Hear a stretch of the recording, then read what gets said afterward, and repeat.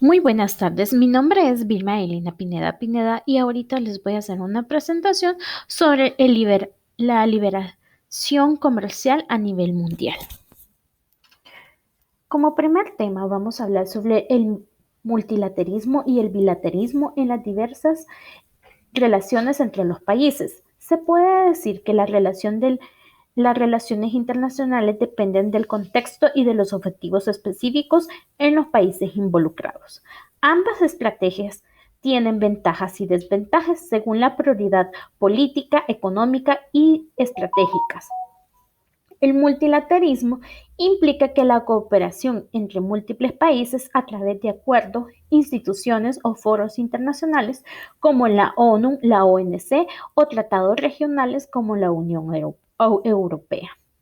Sus ventajas son que tienen mayor legitimidad, resolución a problemas globales, equilibrio de poder y eficiencia de recursos. Las desventajas son que tiene lentitud en la toma de decisiones, desigualdad de la influencia y la falta de especialidad. El bilateralismo se centra en las relaciones directas entre dos países, usualmente a través de acuerdos comerciales, diplomáticos o de seguridad. Las ventajas de este son que tiene un enfoque específico, tiene rapidez, el fortalecimiento de relaciones y la flexibilidad. Las desventajas es que tiene falta de equilibrio, de fragmentación y exclusión. También podemos decir que ninguno de estos enfoques es superior al otro. Su eficiencia depende del contexto en los temas globales que afectan a muchas naciones. El multilateralismo se refiere para las alianzas estratégicas de acuerdos específicos y el bilateralismo puede ser eficiente y flexible para muchos países que combinan ambos enfoques para lograr su objetivo internacional. Como siguiente tema hablaremos sobre la integración regional y globalización sobre el fenómeno dialéctico del siglo XXI. Son fenómenos que interconectan al definido siglo XXI. A menudo se presentan como procesos dialécticos, es decir, que es una integración dinámica o ocasional de contradicción que puede generar tantos tensiones como sinergia. También podemos decir que la globalización implica que crece la interconexión económica, cultural, tecnológica y política entre los países. Y esto promueve la integración económica global, la homogeneización cultural y la interdependencia política, por lo cual también genera ciertas críticas como desigualdad económica, pérdida de soberanía y resistencia cultural. La integración regional es respuesta a lo local. Este es un proceso donde los países geográficamente cercanos buscan alinear sus políticas sociales y culturales. Podemos decir que las ventajas es la creación de bloques o fuentes de frente a la globalización, el fortalecimiento del comercio interregional y la protección de intereses comunes entre que enfrentan potencialmente globales. Los desafíos son que tienen tensiones entre la integración regional y la globalización y las dificultades para alcanzar los acuerdos entre los miembros con economías y políticas disparejas. La dialecta entre la integración y la globalización es el fenómeno que surge en la forma en que estos procesos se alimentan contemporáneamente, o sea, que tienen sinergia y conflicto. En el futuro, el complemento de contradicción es la relación entre la región, la integración regional y la globalización que continúa evolucionando. Esto tiene globalización fragmentada y nuevas formas de integración. Es la clave para encontrar el equilibrio entre la identidad y la autonomía regional, mientras participa activamente en la economía global. Este fenómeno dialéctico no solo afecta a las economías, sino que también a las culturas del sistema político y la sociedad en general, definiendo los desafíos y oportunidades del siglo XXI. Como siguiente tema, hablaremos sobre la contextualización del regionalismo en la era de la globalización. Podemos decir que este es un fenómeno que combina esfuerzos de integración y cooperación entre países y una región específica entre que inserta la adaptación del sistema global. Este proceso está influenciado por factores económicos, políticos, culturales y tecnológicos, y su dinámica vacía según la prioridad de las condiciones regionales. La definición de regionalismo en la globalización se refiere a los esfuerzos de los países geográficamente cercanos para la cooperación de aspectos como comercio, político y seguridad en la cultura y cultural, perdón. El contexto de globalización se convierte en un mecanismo para el equilibrio de presiones del sistema global y fortalece la posición de los países en la economía mundial. Tiene formas de regionalismo, el cual es el regionalismo abierto y el regionalismo cerrado. Las motivaciones del regionalismo son la respuesta a la globalización, la consolidación de mercados internos, la búsqueda de estabilidad política y seguridad y la identidad cultural y la cohesión social. Entonces podemos decir también que algunos desafíos del regionalismo en la globalización es asimetrías económicas y políticas, interferencias en potencias externas, adaptación a la tecnología, equilibrio entre autonomía y dependencia. Podemos decir que la globalización es un proceso que incluye, sino que también fortalece la posición de la región en el sistema global, que proporciona un contrapeso en la desigualdad inherente de la globalización. Su éxito depende de la capacidad de los países que supera las diferencias externas y adaptarse a la colectividad en los cambios globales. Como siguiente tema, hablaremos sobre el análisis de los procesos regionales y la integración económica en sus diversas expresiones, que es ALC, TLC y AS, surgiendo contexto, actores y el marco jurídico. Podemos decir que los procesos regionales de la integración económica se basan en comprender las diferentes formas de los países que han buscado fomentar la cooperación económica para impulsar el comercio, las diversiones y el desarrollo económico en conjunto. Así que podemos decir que en el contexto, la integración económica surge como una respuesta a la necesidad para fomentar el comercio regional, fortalecer la competitividad y responder a la globalización. En el contexto histórico podemos decir que en la década de los 1950 y los 1960 aparecen las primeras iniciativas en América Latina como el AL, Asociación Latinoamericana Libre de Comercio. En la década de los 80 y de los 90 aumentan los acuerdos libres de comercio como la respuesta a la crisis de la deuda y al impulso de políticas neoliberales.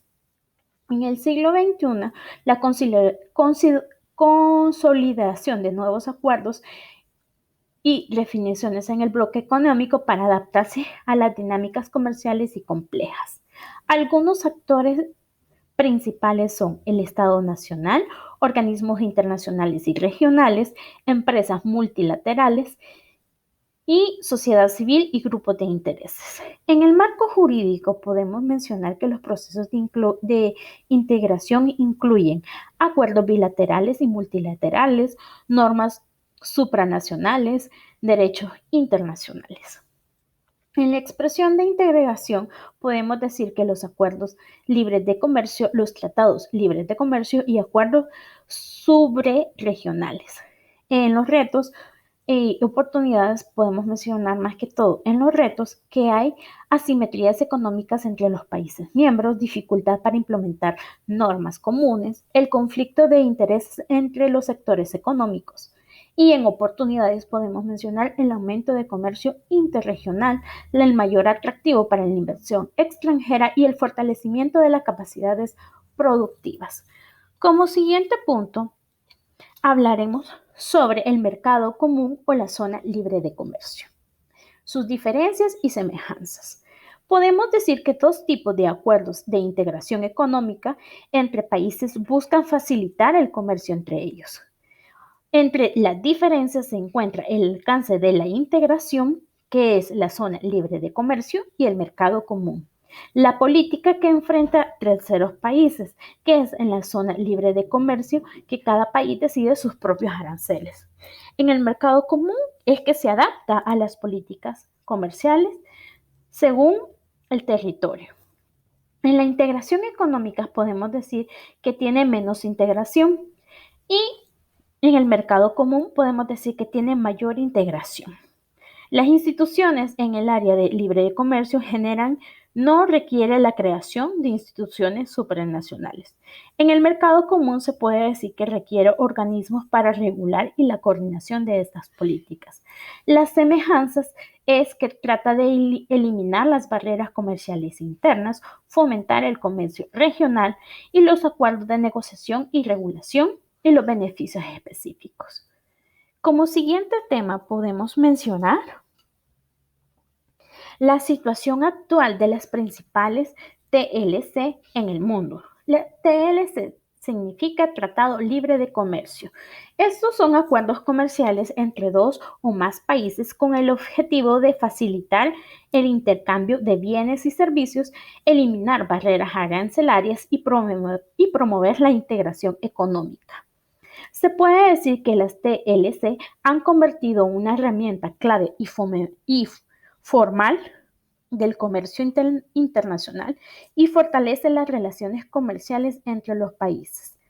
Algunas principales TLC que incluye son los tratados entre México y Estados Unidos y Canadá, que es el TEMAC, los acuerdos entre la Unión Europea y el Mercosur, los acuerdos Trans-Pacific de la Asociación Económica Integral y los tratados integral y progresiva de la Asociación Transpacífica. Estos son algunos ejemplos de las TLC en el mundo actual, los cuales los comerciantes continúan desempeñando un papel importante en la promoción del comercio internacional y la integración económica entre los países. Como siguiente tema, hablaremos sobre la situación actual del ALCAC, ALPAC y el PPP. En la actualidad, el Área Libre de Comercio de las Américas, el ALCA, no ha sido avanzado significativamente. Se encuentra en un estado de estancamiento. Las negociaciones para establecer el acuerdo libre de comercio va arrancando en los países de América y enfrentando obstáculos y desafíos que han tenido desde el pasado, lo cual lleva a un proceso que haya detenido. Muchos países han adoptado acuerdos bilaterales y regionales para formar avance en sus relaciones comerciales. Por lo tanto, otro lado, la alternativa boliviana para los pueblos de nuestra América, que es ALBA, es una iniciativa que integra la región impulsando Venezuela y Cuba por la participación de otros países latinoamericanos. ALBA promueve la visión alterna de la integración basada en la solidaridad, la cooperación y la complementación y en contraposición a los modelos tradicionales de la integración económica. En cuanto en el proyecto del Arco Progresivo de la América Latina, el PPP, es una iniciativa que busca crear un espacio en coordinación y convención entre el gobierno progresista de la región. El PPP promueve la integración regional y la cooperación política y económica, así como la defensa de los intereses de los países latinoamericanos en frente a las potencias externas. Podemos decir que el ALCA se encuentra estancado. El ALBA sigue promoviendo una visión alternativa a la integración basada en la solidaridad y el PPP busca fortalecer la cooperación entre países progresistas en América Latina. Cada uno de estos proyectos tiene su propia característica y objetivo en el panorama de la integración regional latina. Como siguiente punto, hablaremos sobre la oportunidad y desafíos de los acuerdos libres de comercio en nuestro mundo. Podemos decir que esto presenta tanto oportunidades como desafíos en nuestro mundo. Nuestras oportunidades son que hay crecimiento económico, incremento de competitividad, diversidad en los mercados, mayor acceso tecnológico y de conocimientos, la creación de nuevos empleos.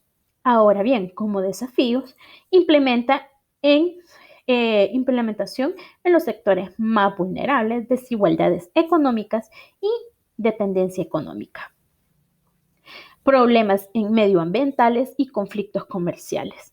Se puede eh, gestionar adecuadamente que los acuerdos libres de comercio pueden traer beneficios económicos significativos, pero también es importante abordar los desafíos que pueden sugerir para garantizar los beneficios y distribuciones de manera justa y sostenible. Esto ha sido mi exposición. Muchas gracias.